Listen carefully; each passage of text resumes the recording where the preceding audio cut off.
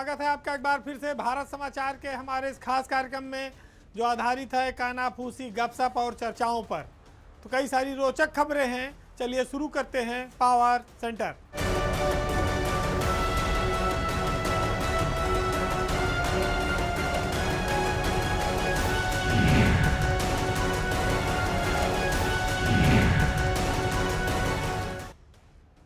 UP की bureaucracy इन दिनों जितनी पावरफुल है शायद कभी नहीं रही होगी, और उसकी इसी ताकत ने उसे निरंकुश बना दिया, उसे मनमाना कर दिया।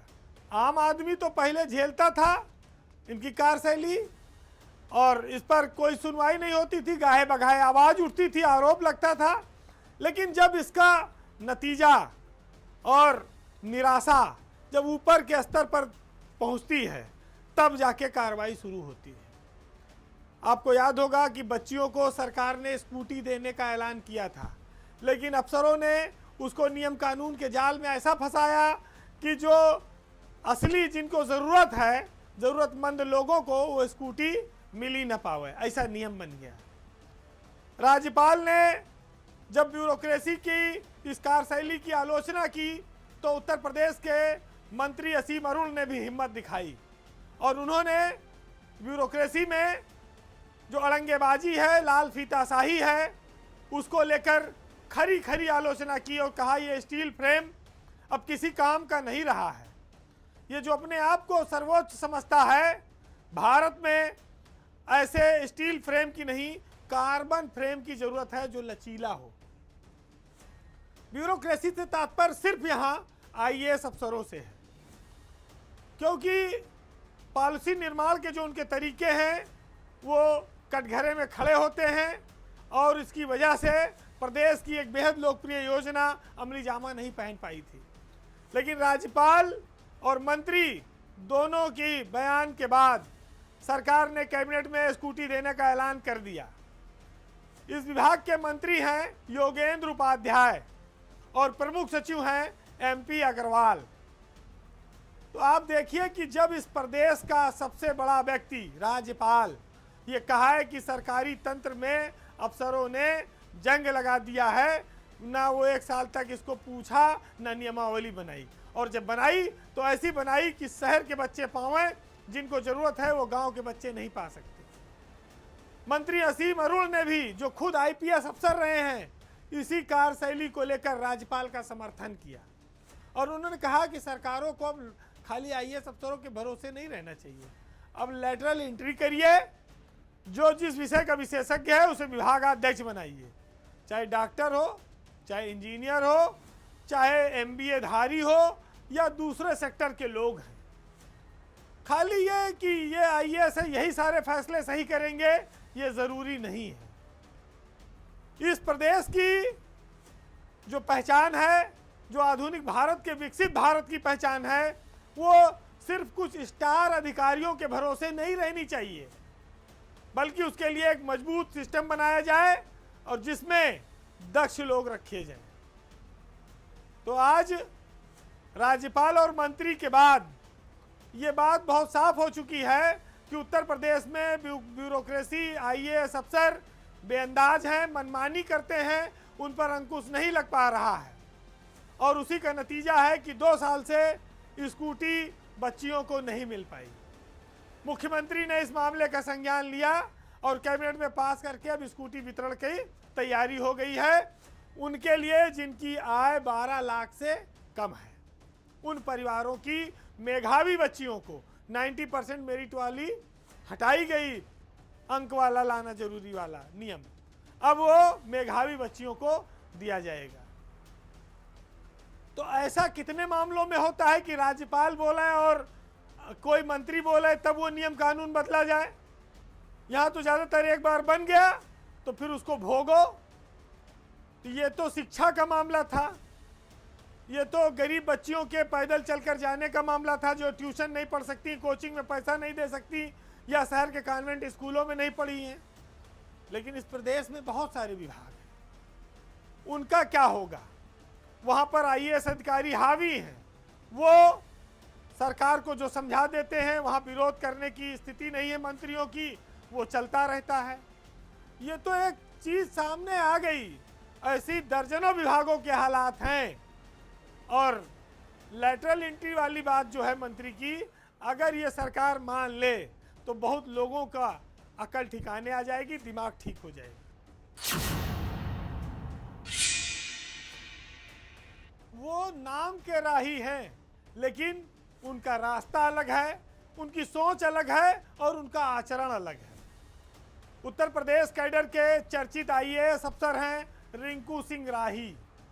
उन्होंने एक बार फिर से हलचल मचाई हुई है।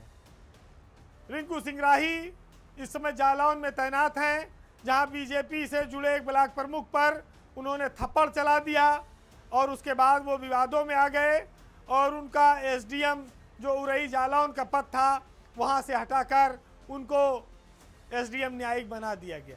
तो उन्होंने फिर एक चिट्ठी लिखी है, लेकिन इस बार इस चिट्ठी में उन्होंने अपने जिले के डीएम की भी पोल खोल दी है। डीएम राजेश कुमार पांडे जो जालौन के डीएम हैं, उनको उन्होंने राजनीतिक दबाव में काम करने वाला अफसर बताया है और कहा है कि उनका जनता दर्शन दिखावा है, ढकोसला है, ढोंग है। वो विधायकों के कहने पर काम करते हैं। तो एक एसडीएम ने अपने डीएम को काफी हद तक झूठा साबित कर दिया है। राही 2023 बैच के आईएएस अफसर हैं। इसके पहले वो उठक बैठक करने लगे थे शाहजहांपुर में वकीलों के सामने गंदगी के मामले में। फिर सरकार उनसे नाराज हो गई और उन्होंने राज्य परिषद में संबद्ध कर दिया। वहाँ भी वो चुप नहीं हुए, उन्होंने एक लेटर बम दागा और सरकार से कहा हम वेतन नहीं लेंगे जब हमसे कोई काम ही नहीं लिया जा रहा है। फिर किसी तरह उनको जालौन में एसडीएम बनाया गया। जब एसडीएम बने तो वहाँ थप्पड़ मार दिया। अब न्यायिक में चले गए हैं। अब एक और नया उन्होंने लेटर बम जारी किया। इनके बम बड़े विस्फोटक होते हैं। अब तो रिंकू सिंह राही इस पर भी तैयार हैं कि अगर उत्तर प्रदेश में हमसे काम नहीं ले पा रहे हो तो हमको दूसरे राज्य में भेज दो, हमारा कैडरे चेंज कर दो, हम उसके लिए भी तैयार हैं। रिंकू सिंह राही नैतिकता की बात करते हैं। वो सर से लेकर पैर तक ईमानदारी की बात करते हैं। लेकिन समस्या इस बात की है कि जो उनके मानक हैं और सिद्धांत हैं, उस पर जब व्यवहारिक रूप से अमल करने जाइए तो ना तो उनके ऊपर वाला उनका साथ देता है और ना तो लखनऊ में बैठे लोग। तो फिर वो अकेले पड़ जाते हैं, अलग थलग पड़ जाते हैं। अब समस्या यही है कि वो आईएएस अफसर हैं, लिखने पढ़ने में बेबाक हैं। ये अब साफ हो गया है कि जब जब कोई बात आएगी वो अपना चिट्ठी पत्री लिखेंगे, वो उस पर मानेंगे नहीं। अब डीएम को उन्होंने कहा कि ये भूमाफिया को संरक्षण देते हैं। बोले कि हम जा रहे थे छापा मारने अवैध खनन पर, वो खबर लीक कर दी गई। तो सारा आरोप उन्होंने डीएम पर फोड़ा है।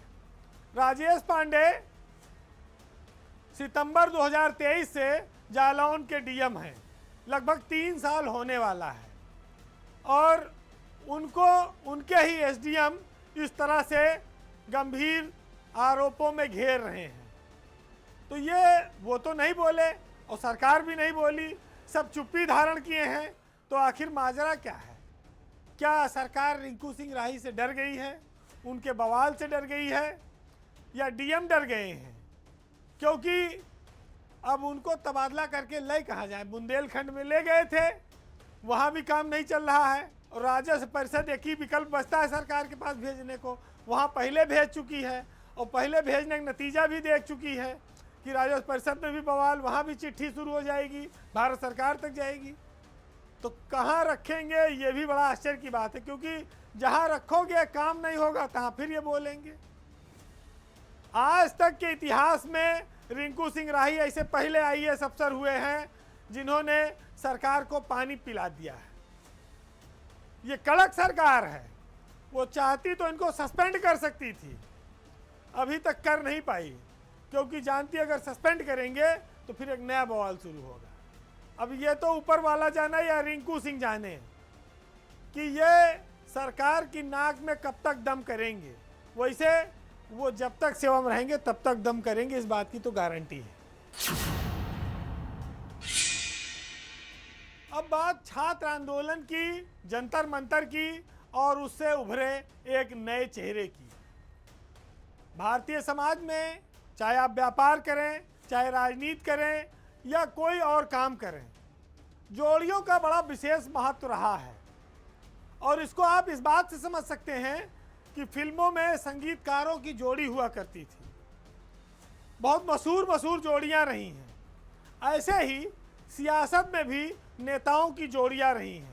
भारत की आज़ादी के समय गांधी नेहरू की जोड़ी, बीजेपी में शीर्ष सलाहका पुरुष में अटल आडवाणी की जोड़ी और आज की तारीख में मोदी और अमित शाह की जोड़ी।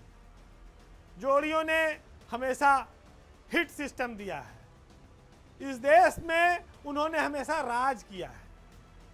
लेकिन आज हम बात एक नई जोड़ी की कर रहे हैं।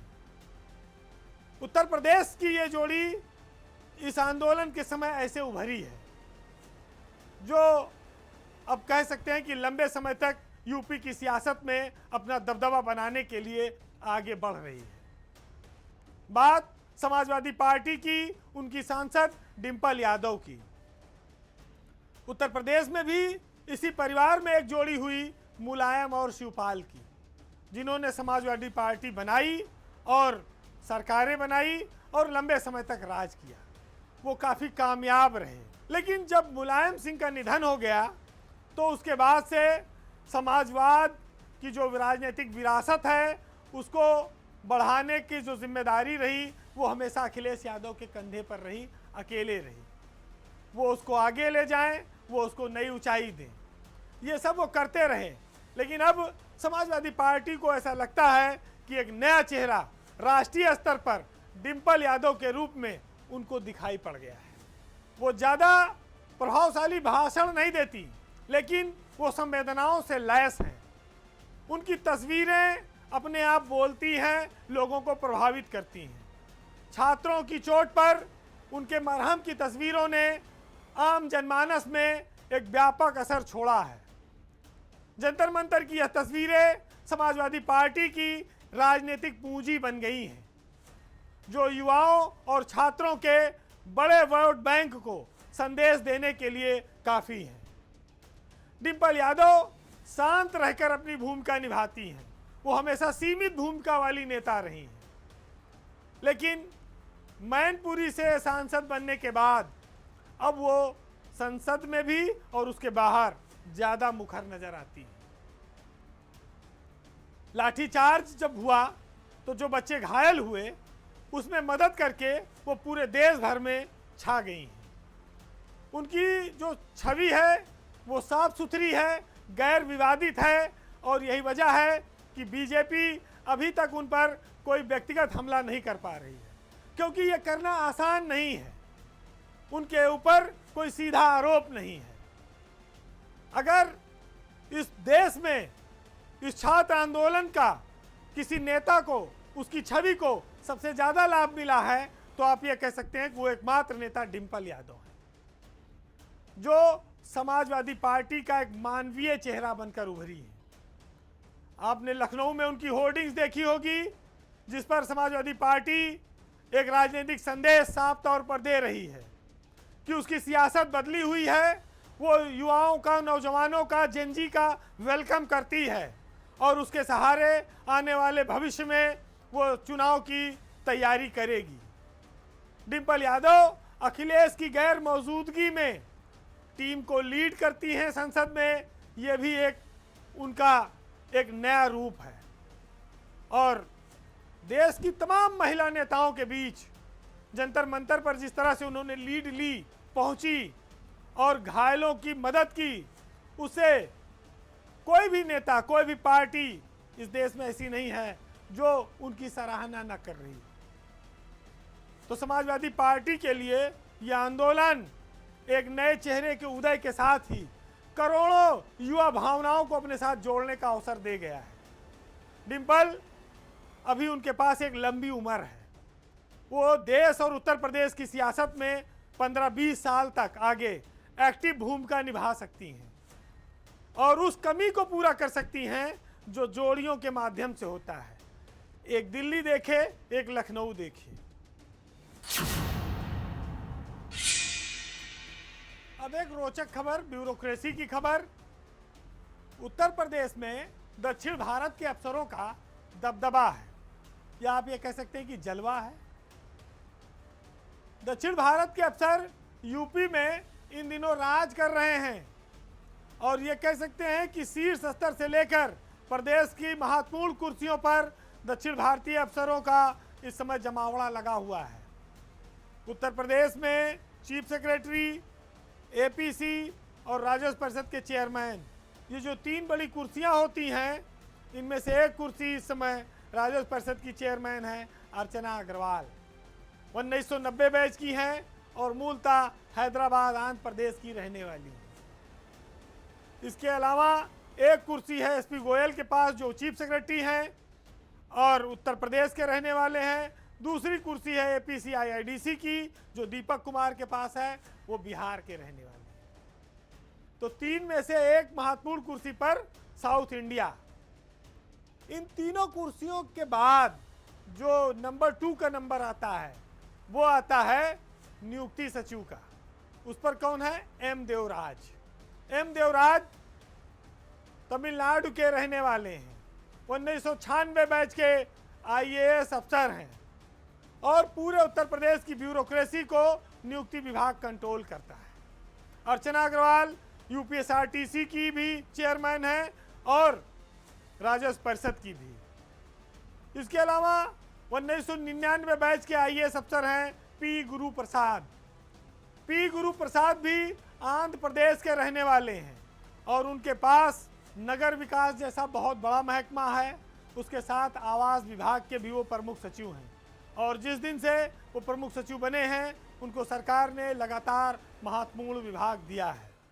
इसी तरह से एमएसके सुंदरम, जो ईरोड तमिलनाडु के रहने वाले हैं, वो भी 97 बैच हैं और उनको प्रमुख सचिव श्रम विभाग का काम उनके जिम्मे है। एक और चर्चित नाम है, आंध्र प्रदेश की हैं अपर्णा यू। बीजेपी सरकार में वो एक अकेली ऐसी महिला अफसर हैं जो कई घोटालों में फंसी। अपर्णा यू कई विवादों में आई, लेकिन सरकार ने उनके ऊपर मेहरबानी जारी रखने में कोई कसर नहीं रखी। समय से उनको प्रमोशन होता रहा, उनको अच्छी अच्छी पोस्टिंग मिलती रही और इस समय वो प्रमुख सचिव राजस्व के पद पर हैं। 2001 बैच की आईएएस अफसर हैं अपर्णा यू। साउथ इंडियन के अफसरों में सबसे महत्वपूर्ण पोस्टिंग पाने वालों में। इसके बाद नंबर आता है 2001 बैच के ही एसवीएस रंगाराव का। एसवीएस रंगाराव इकलौते ऐसे अफसर हैं साउथ इंडिया के जिनको इस सरकार ने किनारे कर रखा है। एसवीएस रंगाराव से सरकार की क्या नाराजगी है, आज तक ये पता नहीं चली। उसी के वो शिकार हैं। उनका अधिकतर समय राजस्व परिषद में बीता और अब उनको प्रमुख सचिव सामान्य प्रशासन के तौर पर रखा गया है। ये पद सजा के तौर पर अफसरों को दिया जाता है। अभी यूपी में कुल 43 अधिकारी ऐसे हैं जो एसीएस और प्रमुख सचिव रैंक में हैं। उसमें यूपी के 11 हैं और दक्षिण भारत के 7 हैं और 7 में से 6 बहुत महत्वपूर्ण पदों पर हैं। तो मलाईदार कुर्सियों पर वो स्वाभाविक रूप से आए हैं या सरकार का भरोसा इन अफसरों पर ज़्यादा है? ये कहा जा सकता है कि सरकार दक्षिण भारत के, साउथ इंडिया के अफसरों पर काफ़ी मेहरबान है। सरकार हालांकि ये कहती कि हम प्रदेश के आधार पर, जात के आधार पर भेदभाव नहीं करती, लेकिन जो लोग शिकार हैं वो तो अपनी बात कहते ही हैं कि हमारे साथ अन्याय हो रहा है, हमारी ओर कोई ध्यान नहीं दिया जा रहा है। अब किसी का कोई अतीत कारण रहा होगा, कुछ भ्रष्टाचार का कोई आरोप रहा होगा, कोई सरकार की नाराजगी रही होगी, ये सब बातें हो सकती हैं, लेकिन यहाँ जो लोग महत्वपूर्ण पदों पर हैं उन पर भी कई सारे आरोप हैं। ऐसा नहीं है कि खाली सब दूध के धूले ही बैठे हैं। बस ये है कि हमें प्रिय हैं या हम उनका नाम आगे बढ़ाते हैं। बहुत सारी स्थितियां ऐसी होती हैं कि जो यशमैन होते हैं वो ज़्यादा कामयाब होते हैं, जो बात नहीं मानते, अपने मन से निर्णय करते हैं, वो नाराज़गी झेलते हैं, वो हट जाते हैं, उनके पास अच्छे विभाग नहीं आते। हालांकि इन सब पर टोटलिटी में जुगाड़ तंत्र हमेशा भारी पड़ता रहा है और ये रहेगा। जिसका जितना अच्छा जुगाड़ होगा उसको उतनी अच्छी पोस्टिंग मिलेगी।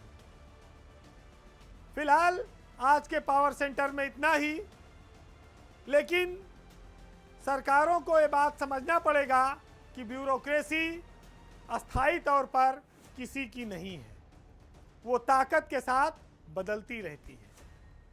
जिसकी ताकत होगी उसका जयकारा लगाएगी। सरकार के पास 100 आँख नाक कान नहीं है, यही अफसर जो बताते हैं वही वो मानती है, चाहे जनता पिसे और चाहे जनता ताली बजाए, ये उसके ऊपर है। तो मुनव्वर राना साहब का एक शेर है, सुनिएगा और आनंद लीजिएगा कि उनसे मिलिए जो यहाँ फेर बदल वाले हैं, हमसे मत बोलिए हम लोग तो गजल वाले हैं। लूटने वाले उसे कत्ल न करते, लेकिन उसने पहचान लिया था कि बगल वाले हैं। और अब तो मिलजुल के सब परिंदों को भी रहना होगा, क्योंकि जितने तालाब हैं सब नील कमल वाले हैं। नमस्कार।